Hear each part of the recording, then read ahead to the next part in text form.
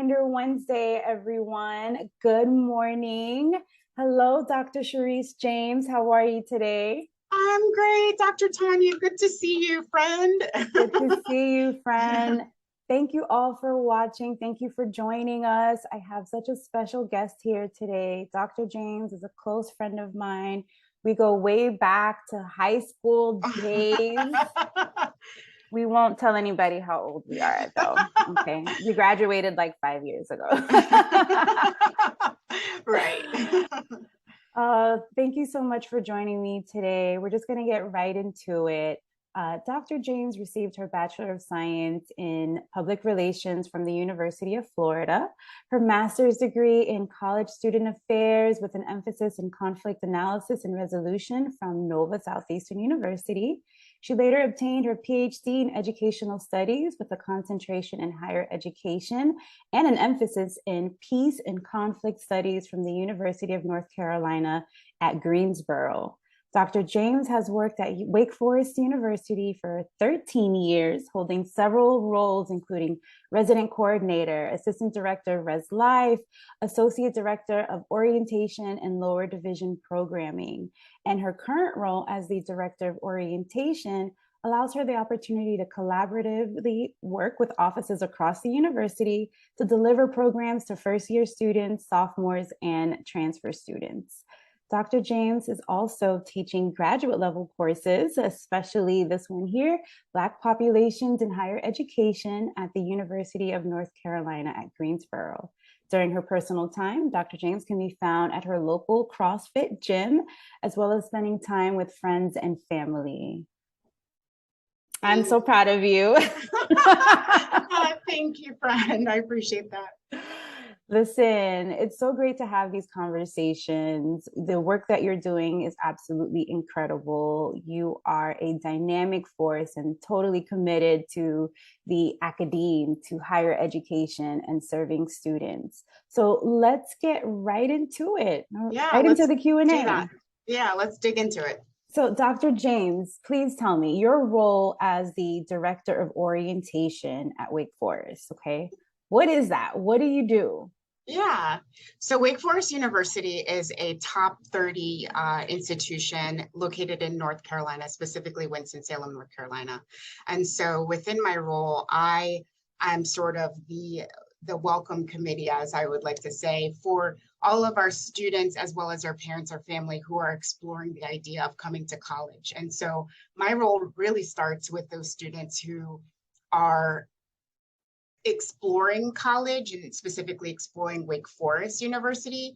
And my relationship with them starts just as they're considering it. So I will often be in communication with our next incoming class, starting in November, sort of working with them and sort of, sharing with them what Wake Forest is all about. So I will often sit on prospective student panels. I will often have conversations with parents and families about students, their student exploring Wake Forest as an option. And so that journey with them starts really early. And as they get closer to their time onto campus, so that would be in August, I'm more of the person who is going to be getting them connected virtually via our online orientation program, talking to them about resources on campus, as well as once they get onto campus, being the sort of facilitator of the in-person orientation experience.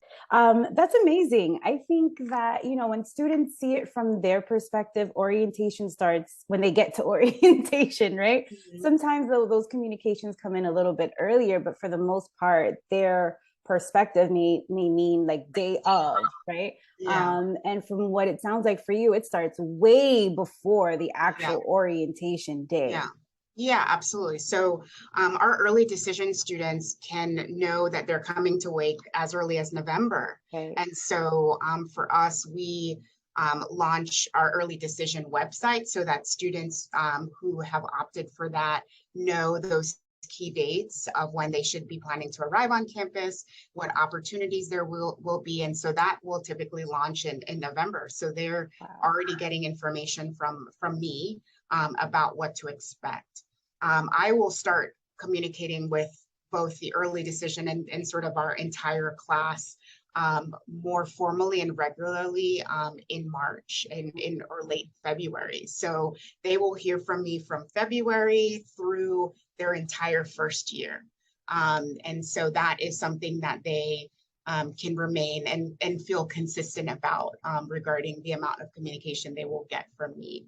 So over the summer, our institution, we don't allow other departments or organizations to reach out to the students. It's basically my office. And so they know that they're going to be hearing about registration. They know that they're going to be hearing about pre-orientation programs. And that's all coming from my channel of communication. And so it allows us to remain consistent in the sense of everyone is getting the same information, and that we don't have situations where departments are pulling their attention for something that in the moment doesn't necessarily matter. It's not an urgent situation. That's a very interesting and efficient model, right? Because, I've seen it where, students matriculate or, they confirm their acceptance and everything is coming from so many different avenues. This department, athletics, health, registration, your advisors, your college, all of these, all the traffic is coming from everywhere. And it can be particularly overwhelming for transitioning students, first year students that are like, whoa, where is all this coming from? So I can appreciate that model because they're hearing from one department. You don't have to play the game of telephone, like, oh, well, I heard this, and then this communication says that, Yeah, so. Absolutely. And if there are departments that are, air quotes, approved to be in communication with those students, we're in communication with each other. So I know what housing is sending ahead of time, and I can point to their communication in mine, because they should be sending out room assignments. I should not be doing that. So like, there's a heavy collaboration. And for our parents and family members, I don't typically communicate with them directly, but one of my colleagues who I just want to amplify her work, we are in constant communication with each other. We co-write things for parents, so that way they are aware of what is expected, and that we can start positioning them as coaches in the experience, not the quarterback in the experience. And so we want to engage them as early as possible. And so we work arm in arm to sort of ensure that they know what students are getting and that they recognize that it's a student's responsibility to register. It's a student's responsibility to do X, Y, and Z. Absolutely, absolutely. And so tell me a little bit about what you most love about the work that you do. Yeah, I would definitely say the students, they energize me, just seeing them walk onto campus and kind of find this to be their home. I often tell students when they're looking at different colleges, because I do sit on perspective panels, that it's all about, when you walk onto a campus, how you feel. How does it feel like the place that you want to be, the space that you feel comfortable, and even the space that might challenge you, right? And so that's always a big pro tip that I share. It's like, this has to feel like home for you, and it also needs to feel like a place that you're going to be challenged and you're going to be pushed to sort of grow and expand and thrive. Absolutely. I love that because, as I work with prospective students and, they are considering many different institutions, that feel that you can't really put into words, but you did absolutely, that it should feel like home. It should feel like a place where you are being challenged, but at the same time, you have the opportunity to learn and to grow. And so really, when you're thinking about students being successful in a learning environment, those things are necessary in order for students to thrive. So I can appreciate and then, my other part about what I enjoy is, working with and talking to parents and families, they're regardless of where they are. So this could be the first child that they're sending off to college, or it could be their last one. There are a lot of strong feelings associated with those. And so I often enjoy talking to parents about what to expect, and about sort of preparing them for, those late night calls that their student might reach out to them about, and having them be prepared to be in the position again of coach, not quarterback. Yeah. So those are really the joys of the job for me, is being able to connect with both parents and students. Yes, it's really all about that personal connection that you're making between the families, right? Yeah, absolutely. And that's what makes it feel like home. They're Yeah, not a number, they're a person. They have yeah, that personal connection and they yeah, can reach out for essentially support. yeah, absolutely. So when we think about orientation and, particularly from the student perspective, right? I've seen this, students think orientation as like this mandatory thing that I have to do, something on the to-do list, Mm. something that might not necessarily be engaging or just boring, or they're just going to dump information, onto me. How do you and your team combat that narrative? Yeah, so one of the things that came out of COVID was this ability to be flexible and nimble. And so what occurred for our orientation program, and I'll give you a little bit of context, our orientation in the past was sort of 5 days, all in person, all mandatory, all sort of back-to-back experience. Mhm. And I transitioned our program to an online, learning modules essentially. And so because of our orientation typically happens in the fall, it allowed me to create an online orientation experience that students could get access to in July. So they're working through that information on their own pace and sort of like working through the modules on their own time. And so when they come to campus, we can focus on revisiting some of the things that they learned in the online orientation, but we can sort of go to the next step of like helping them make in-person connections. So that's really been sort of a great opportunity to hold on to something that we did because of COVID, but really provided a lot of flexibility in the amount of time that was created to do other things, not just the mandatory, Right. information sharing, but also the in-person connection. Right. I mean, the information is going to also be, resourceful and helpful to them. But like you said, if they're doing it on their own time, when they do finally get to campus, now you can focus on actually making connections and having, engaging in-person experiences as Yeah, opposed to information overload. yeah, absolutely. And so the other part of that too is that we have pretty strong pre-orientation programs. We have about 12 that students can participate in, and it's not Mhm. mandatory. And so it's an opportunity for those students to come onto campus early, probably about 2 or 3 days early, and to really deeply engage with a smaller group of students. So my incoming class is a little bit over 1,300 students, so like 1,370. And about 500 or 600 students will typically participate in a pre-orientation program.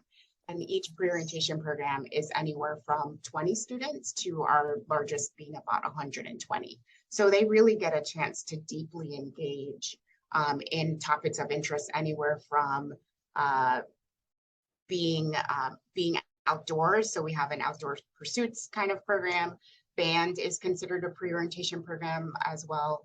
And then we have sort of a volunteerism program as well, so that students can come to Winston-Salem for Wake Forest and already start engaging in the community by giving back. Lovely. That's amazing because you're giving them, you're not just forcing them into these different components, these different areas. They have options to kind of find an area of interest where they can deeply, like you said, deeply engage with others and make that connection to campus. Yeah, That's absolutely. awesome. Yeah. What do you think, from your vantage point, is something that first year students struggle with the transition from high school to college? Yeah, I think oftentimes what I see is students, they've traditionally gone to the same elementary, middle school, and high school and have kept the same friend group. And so for our students, they come in and, it's a whole new world. Maybe if they're lucky, one other student from their high school or one other student from their area has come to this institution. So they're really just starting from scratch. So a lot of our students will struggle with finding that friend group, finding, sometimes even reinventing themselves, like the person they were, elementary through high school. They have the opportunity to sort of like who am I, who do I want to be, who am I becoming? And they really start that conversation, that internal reflection, their first year. And so what I see students struggle with is, one, they will see social media of their friends and they're like, oh, they're having an awesome time. Why am I not having an awesome time? And oftentimes it's because they are not deeply invested in where they are. They are spending too much time on social media watching sort of the highlights of someone else's life and assuming that there's something wrong with them. So we often tell our students that you have to invest here and you have to remember that this is an opportunity for you to create new friendships and to create new areas of interest. Even like, just because you were in student government in high school doesn't mean that you can't do theater now that you're in college. So we really encourage that exploration. Yeah, of course. And I mean, the stats are out there. Students who are the most successful in college are the ones who are the most engaged, right? Mm-hmm. And engaged can mean so many different things, but really what it means is involved on campus, involved in the university, whether not just going to class, because you can go to class from home now, right? Yeah, You yeah, don't have to actually be engaged on campus in order to do well academically, but just academically is just one component, right, right? And absolutely. so being involved in different organizations, being involved in different peer groups, being actively engaged and connecting with the university community is something that I think is what your office is essentially trying to promote, right? Um, you Yeah, did absolutely. you did mention that your first year students will be connected to your office throughout their first year. What are Mm-hmm. some of the other programs that you guys offer throughout the first year, not just that component of or that time frame during orientation and transition, right? Because transition really is about a year Yeah, yeah, a yeah, year long. So can yeah. you speak a little bit about some of the programs that you guys offer? Yeah, so when I share that they're here from me the first year is probably about 5 or 6 years ago, I started an initiative called Letter So Dear. So Wake Forest is known as Mother So Dear.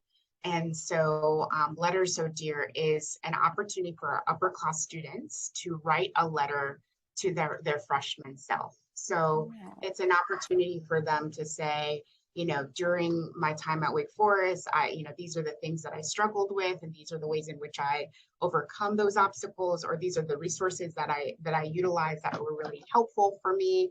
And it's a great way for the upper class student to reflect on their experience and provide some pro tip to our new demon deacons. But for the first year students, they get an opportunity to hear from their peers, to hear someone say, oh my gosh, so this is normal that I feel homesick, or, this is normal that I'm not sure what my major is going to be, or what have you. So that initiative has been going on for the last 5 years now. And they get this letter every Monday morning.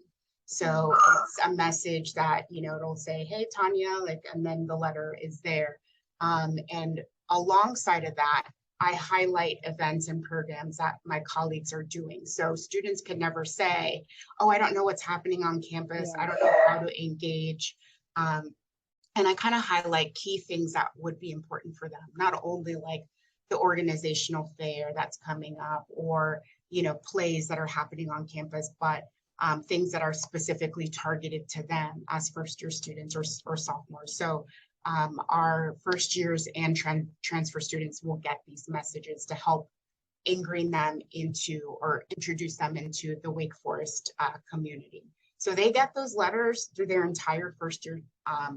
And then once they are done with their first year, I will typically remove them, and then they have the opportunity to engage themselves. So I have parents that will receive these letters because they Yeah. can opt into these messages as well. Yeah. My colleagues will often get messages say like, hey, I saw this letter this week, it was really helpful, or they will forward the letter to their student, maybe if they're a sophomore or junior, to kind of share that message with them. So it's a way for them to continue hearing from our office, Yeah. but also a way for them to hear about what's happening on campus. As far as programs specifically coming out of my office, we'll have so Wake doesn't allow our students to declare their major. We're a liberal arts university. Mm-hmm. They don't declare their major until their second semester of their sophomore year. Mm-hmm. And so things that we'll provide for them is like major exploration fair or minor exploration fair, or just academic advising week where they'll have the opportunity to hear from other colleagues. So our Learning Assistance Center, et cetera, et cetera. So we'll oftentimes partner and collaborate with various opportunities that we think either our first year students or transfers need to hear from.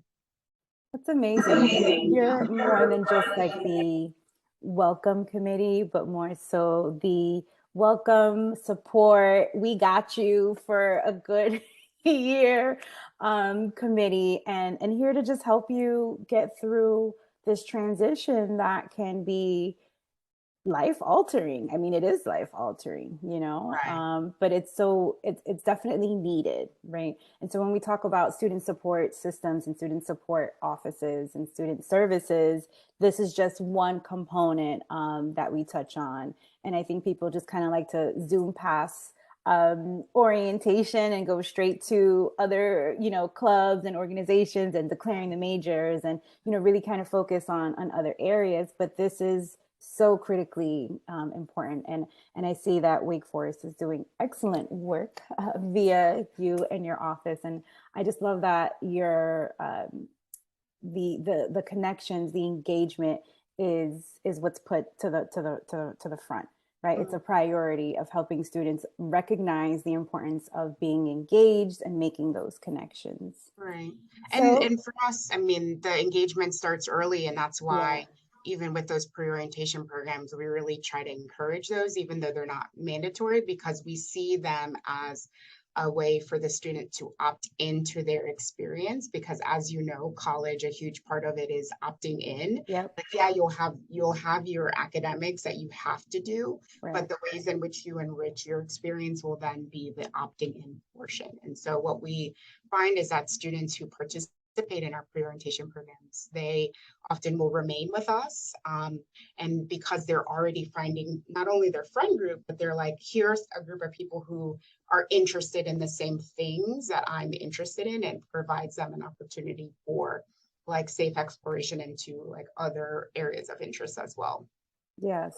And I love the idea, the statement that you use of them opting in, right? What that is essentially them making the choice, them being empowered to say, I'm doing this, right? There's power in choice. And it gives them that level of accountability and responsibility to say, hey, I'm choosing to do this. I'm going to take charge and take the lead on my academic, extracurricular engagement, community building priorities. And Right, so exactly. I can appreciate that. And so, lastly, what advice do you have for parents, prospective students, high school seniors right now, learning, super engaged, and in the college application season, right? We're approaching October, like we're knee deep in Yeah. college application season right now. And so, what advice do you have for students and families? Yeah, for sure. I would definitely say for parents that this should be about the student's experience. Like, yes, there will be moments where they'll engage you in sort of that final decision or that final, experience, but they should really be exploring the opportunity to go to college in a way that feels authentic to them as students. And so that would be my first piece of advice, that students should feel comfortable in exploring sort of what they feel like will be the next step for them, Yes. even if it's um, no college, or even if it's community college to start off. One of the things that I see students struggle with is making that decision about whether or not to leave home, and how far, is too far. And so I always encourage students to yes, apply for that safety school, and then also apply for the school that feels like a reach, and see where you land. And at the end of the day, when you walk onto that campus, make sure you feel like this could be a place again that you feel like you are at home, but also would be stretched. Yeah. For parents, big thing will be remember this is your student's experience. They've been very engaged in the sort of birth through senior year, and that's very, very important. When they transition into a college environment, they need to be the ones learning the lessons, exploring, of course, being there for advice or whatnot. But at the end of the day, this is the safe space for students to explore who they are and who they're becoming. Absolutely. Very well said. And so, as we wrap, let's talk about the future implications of orientation and first year transition programs. What do you think are some implications that we should consider moving forward?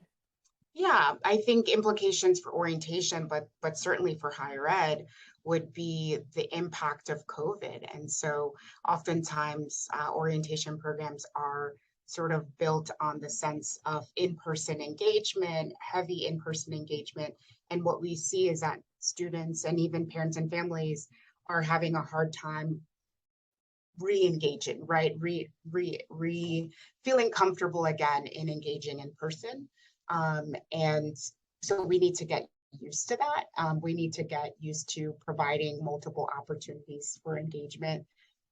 So one thing that we did this year is provided not only in-person experiences, but certainly opportunities that could be live streamed. So a parent or family member could be in a hotel watching the session happen, et cetera. And so that's certainly something that I think will be an implication, not only for orientation, but generally higher education. Yes, I totally agree. I mean, I think coming out of, pandemic time, and we're out, right? I hope we're out by Yeah. now. Yeah. Is that, the re-emphasizing how critically important engagement is, but Mhm. even more so on the higher ed side of things is providing multiple opportunities, being flexible, being nimble, Mhm. um, offering multiple opportunities for engagement that will fit the needs of a diverse student demographic, that will meet the needs of the community, of our parents, as well as, of course, most importantly, our students in a safe way, but also in a meaningful way, right? Not just the check this box off of like, okay, I did this information, I did this session, let me just go to class and go about my business, but really offer multiple avenues for students to engage and make these connections in a Right, deep manner, right? right, And right, right, right. so, thank you so much for connecting with me and Of for course. doing Wayfinder Wednesday. I think the work that you do is so incredibly valuable to students, to higher ed as a whole. We tend to overlook it and have, these different perspectives, but it's that welcome committee ideal, that welcome committee action and strategies are really important to the student experience. And starting off on the right foot is key, Absolutely. Yeah. You dropped so many nuggets of information with students opting in, with parents being a coach, not the quarterback. Mhm. And so this is important for students to hear, important for families to understand from a higher ed professional like yourself. And I am so proud of the work that you're doing, friend. Thanks. I Um, appreciate I know we just graduated like a couple years ago it. and we're out here doing our thing. So Yes, yes, ma'am. it's so good to connect with, professionals like you that really focus on putting students first, not just talking about it, but really taking the steps and implementing strategies and being creative and out of the box to meet a changing, student population, right? We're only getting older. They're getting Yeah, yeah, yeah, younger. And so it's yeah. important for us to be flexible and to meet the needs, and really engage and make these connections with these students. So I super appreciate you, ma'am, Yes, of Dr. James. course. I appreciate you, friend, Dr. Tanya. Anything else you'd like to mention, or any thoughts, or any just kind of final thoughts or remarks? Um, Thank you so much for inviting me to participate. This was a great conversation, and you're doing great work. I think one of the longtime passions for me has been college access. And so just being able to sort of put those nuggets out about, how to explore the application process and how to sort of like navigate college once you're in it is so deeply important. And so I appreciate you for your work. And I love that we have known each other for so long and ended up in this higher ed space together. So I really appreciate the invitation and being able to spend time with you. Thank you so much. Thank you, everyone, for joining us. We will see you on a next episode of Wayfinder Wednesday. Take care.